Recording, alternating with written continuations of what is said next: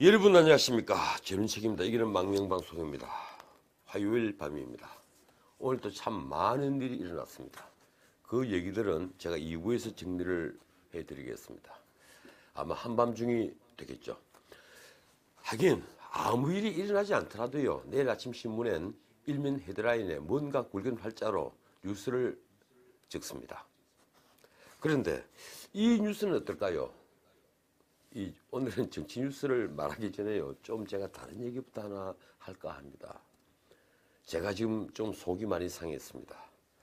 현재 42살 되는 남자가 주인공입니다. 그는 여러 여성들과 성관계를 가지면서 그 장면을 촬영했습니다. 그리고 상대 여성이 보는 데서 그걸 지웁니다. 그래서 안심시키죠. 그러나 그 뒤에 그 영상을 보고는 자신이 직접 인터넷에 올리거나 돈을 받고 팔기도 했습니다. 그런데 그 숫자가 어마어마합니다. 우선 피해 여성들이 그렇습니다. 그 많은 피해 여성 중엔 10대 아이만 무려 25명입니다. 대부분 자신이 연예인 스폰서라며 접근했거나 보컬 강사라고 속였다고 하는군요. 그런데 그렇게 해서 찍은 영상이 얼마인지 아십니까? 무려 6,197개입니다.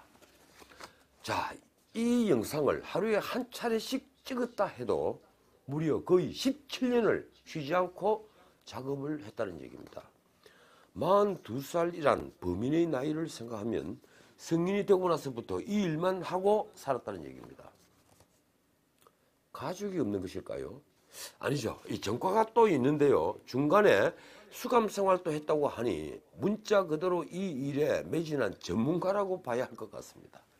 이걸로 먹고 살았다고 봐야 한다는 거죠. 거의 정신병자 수준이죠. 피해자는 어마어마합니다.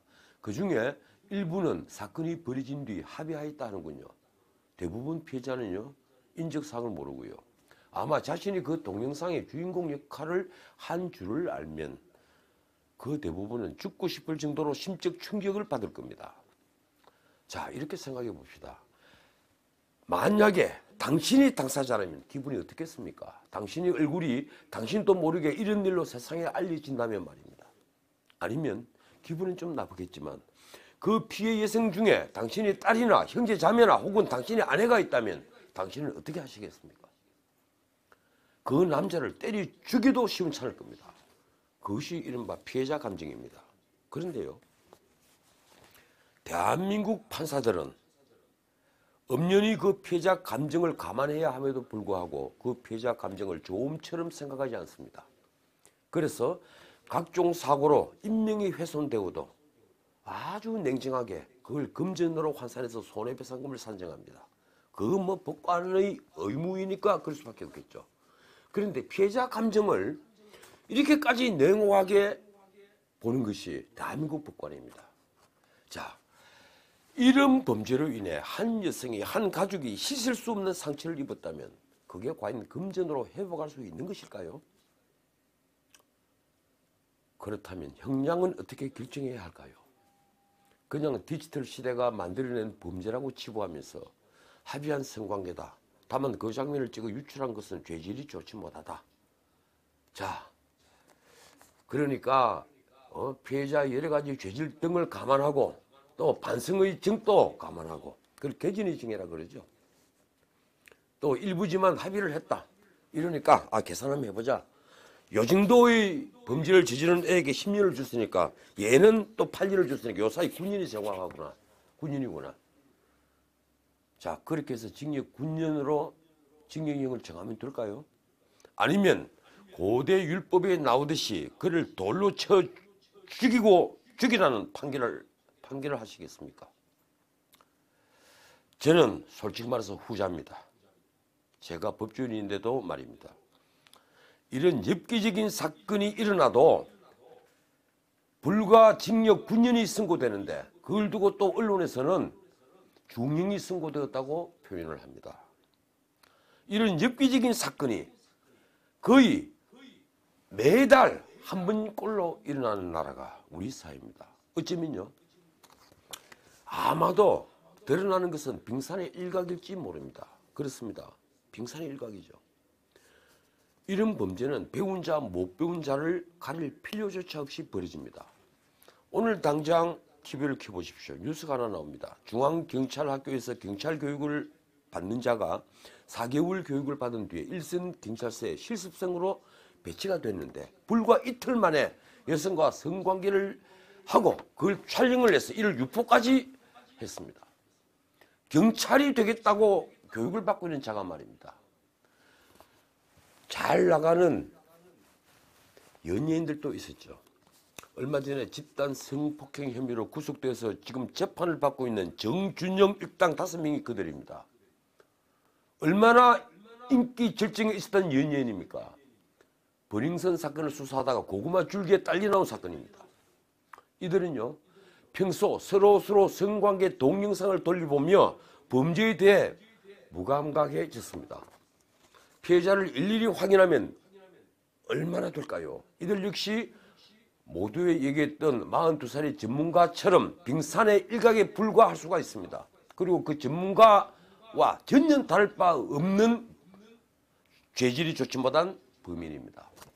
다만 평소에는요, 겸손한 모습을 보이는 교양 있는 인기 연예인이라는 탈을 쓰고 있었을 뿐입니다. 그런데 그들은 지금 특수 준강간 혐의로 재판을 받고 있는 처지가 되어 있죠. 정준영 등 이 5명은요, 3년 전 2016년 1월에는 강원도 홍천에서 그리고 2달 뒤 3월에는 대구에서 여성들을 집단 성폭행한 혐의로 지금 재판을 받습니다. 집단 성폭행 자체가 짐승적인 범죄죠. 그건 단순히 격동적인 심정에서 벌인 범죄가 아닙니다. 아주 계획적이고 악랄하게 그짓는 범죄입니다. 그런데도 지금 그들은요, 합의한 성관계라는 등 온갖 발뺌을 하고 있는 중입니다. 자, 다시 처음으로 돌아가 42살의 이 엽기적인 남자에게 내린 형량, 아까 제가 얼핏 말씀드렸지만 오늘 서울 고등법원은요, 이 남자에게 징역 9년을 선고했습니다. 일부 합의를 했다 해도 감형은 제한적일 수밖에 없다는 친절한 양형 설명이 뒤따랐다고 합니다. 재판부는 아동과 청소년인 피해자들에게 매우 변태적인 성적 학대 행위를 해서 중형을 피할 수 없다고 했다는군요. 그래서 선고한 형량이 말씀드린 대로 징역 9년. 그 뒤에 40시간의 성폭력 치료 프로그램 이수를 명령했습니다. 자, 형량은 둘째치고요. 40시간, 그러니까 닷새 정도, 하루에 8시간이니까 닷새 정도의 교육으로 그런 범죄인들의 변태적 성향을 치료할 수 있다고 보았을까요? 징역 9년도 묘합니다. 원심은 징역 10년이었는데요. 수많은 범죄 중에 아주 일부가 그자가 감옥에 수감되어 있을 때 저질러진 범죄라서 무죄가 입증된 겁니다. 그래서 깎아준 것이죠. 자, 이러니 우리 사회의 이런 추악한 범죄가 줄지 않습니다. 나영희 사건 잘 아실 겁니다. 2008년 벌써 10년이 넘었죠. 8살 된 초등학생 나영희를 잔혹하게 성폭행한 조두수는 검찰이 무기징역을 구형했는데 법원의 형량은요, 놀랍게도 불과 징역 12년이었습니다. 심신미약이 반영됐죠. 그래서 감경한 겁니다. 그는 곧 우리 사회에 돌아옵니다. 좀 더 심한 경우를 보자면요, 토막살해범 우원춘, 사실 중국 사람이죠. 2012년 4월 1일 만우절 날 우원춘은 전혀 모르는 28살 광모 양을 납치해 강간한 뒤에 토막살해했습니다. 광모 양은 성폭행을 당할 당시에 112에 신고를 했습니다. 목소리가 그대로 다 전달이 됐죠. 남자 우원춘 목소리도 전달이 됐다고 합니다. 그런데 경찰은 13시간이 지났어야 범행 현장을 찾을 수 있었습니다. 그때 우원춘은요, 숫돌에 칼을 갈아서 시신을 훼손 중이었습니다. 그래도 그는 사형을 면하고 무기징역형을 받았습니다. 하긴 사형을 선고해 본들 무엇하겠습니까? 2005년부터죠. 그래서 2008년까지 7명을 강간 살해한 강호순, 다들 기억하실 겁니다. 뒤에 2009년 정선군청에 여성 공무원을 강간 살해하고 또 2005년에는 장모집에 불을 찔러서 장모와 처를 살해한 범죄까지 밝혀져서 사형 선고를 받았죠. 물론 장모와 처 살해한 범죄는 끝까지 부인했습니다만 말입니다. 그는 여전히 구치소 안에서 미결소로 잘 지내고 있습니다.